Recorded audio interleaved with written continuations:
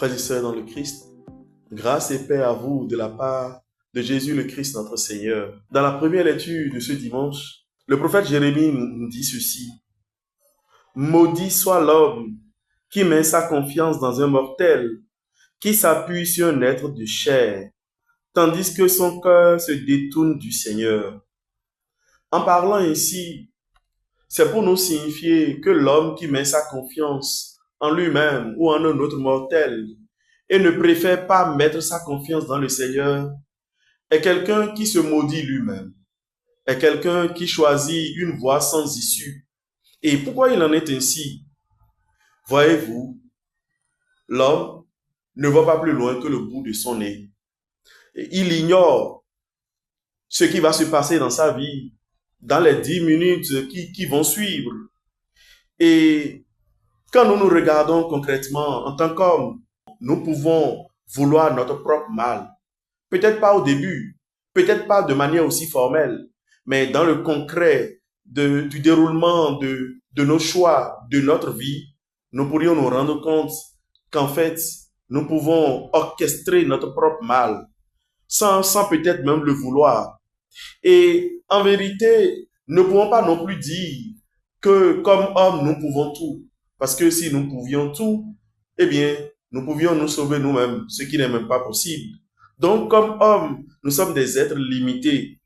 Et concrètement, qui accepterait de se faire l'allié ou de choisir comme allié, de choisir comme associé quelqu'un qui accumulerait autant de tares, autant de limites?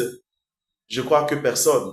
D'ailleurs, Jésus dans l'évangile nous dit qu'un aveugle ne peut pas conduire un autre aveugle. Et donc, comme homme, mettre sa confiance en soi-même, mettre sa confiance en un autre mortel, de préférence à Dieu, c'est choisir de se laisser conduire par un aveugle. Immanquablement, nous tomberons dans un trou. Immanquablement, nous échouerons. Et donc, quand le prophète Jérémie nous dit « Maudit soit l'homme qui met sa confiance dans un mortel », je crois que tout est dit. Et si nous le prenons aussi sous un autre plan, voyez-vous, un homme qui préfère mettre sa confiance en lui-même, en ses sécurités, en ses capacités, plutôt que de mettre sa confiance dans le Seigneur et d'attendre du Seigneur qu'il soit son secours, son appui, sa grâce à tout moment, eh bien, quand celui-là fera face aux démons dans sa vie, je crois que quand le démon regardera une telle personne, il verra que les assises, les fondations de l'action et de l'être de celui-là, eh bien, sont des fondations basées sur la personne elle-même ou basées sur des mortels. Le démon, il est plus malicieux que nous. Il est plus intelligent que nous. Et à bien des égards, il saura toujours nous rouler. Et donc, dans de telles circonstances, si notre appui, notre confiance, c'est en nous-mêmes, livré ou face au démon, il aura toujours raison de nous. Il va toujours gagner. Or, celui qui met sa confiance dans le Seigneur, comment est-il? Eh bien, celui qui met sa confiance dans le Seigneur, il est comme celui qui accepte de se connecter à la source. Quelle source? La source de la vie. Parce que c'est le Seigneur qui est la source de la vie. Et si nous sommes connectés à la source de la vie, c'est normal que nous portions du fruit. C'est normal que nous soyons toujours verdoyants. C'est normal que nous soyons toujours en vie parce que nous sommes connectés à celui qui donne la vie. Être connecté à un homme, c'est choisir de se connecter à la stérilité. Être connecté à Dieu, c'est choisir la vie.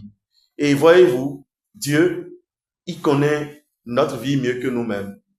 Il nous connaît mieux que nous-mêmes. Dieu, c'est celui, il est même le seul qui veut notre bien. Il est celui qui veut notre bien, même plus que nous-mêmes. Et Dieu ne peut donc jamais vouloir notre mal. Il ne peut jamais orchestrer notre mal. La preuve, c'est qu'il est mort sur la croix pour nous. Il s'est donné lui-même pour nous signifier qu'il n'y a plus rien qu'il ne puisse pas nous donner. Parce qu'il s'est donné lui-même. Et donc, comme tel, le Seigneur, mais il nous manifeste que lui nous aime à la folie et qu'il nous aimera toujours. Il nous manifeste qu'il ne va jamais nous trahir. Et il ne peut même pas nous trahir parce qu'il ne se trahit pas lui-même.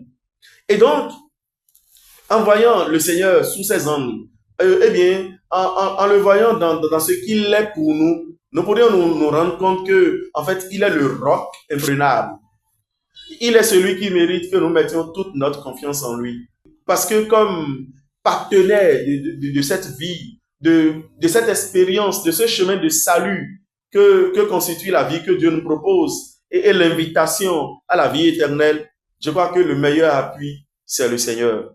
Voilà pourquoi Jérémie, le prophète, nous dit, béni soit l'homme qui met sa foi dans le Seigneur, dont le Seigneur est la confiance.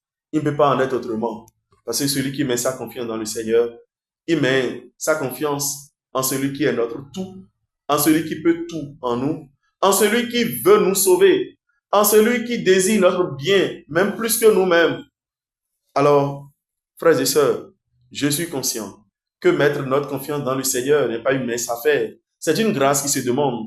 Et c'est plus qu'une grâce qui se demande, c'est un appel auquel il faut accepter de répondre pour que le Seigneur, petit à petit, nous apprenne à lui faire pleinement confiance. Cela demande aussi d'accepter que le Seigneur nous fasse grandir dans l'humilité. Parce que sans humilité, on ne peut pas faire confiance à Dieu. L'orgueil conduit tout droit à mettre sa confiance en soi-même et non pas en Dieu. Que le Seigneur, en ce dimanche, nous fasse donc la grâce de cette confiance et qu'il nous fasse grandir dans cette humilité nécessaire. Très bon dimanche à chacun et à tous.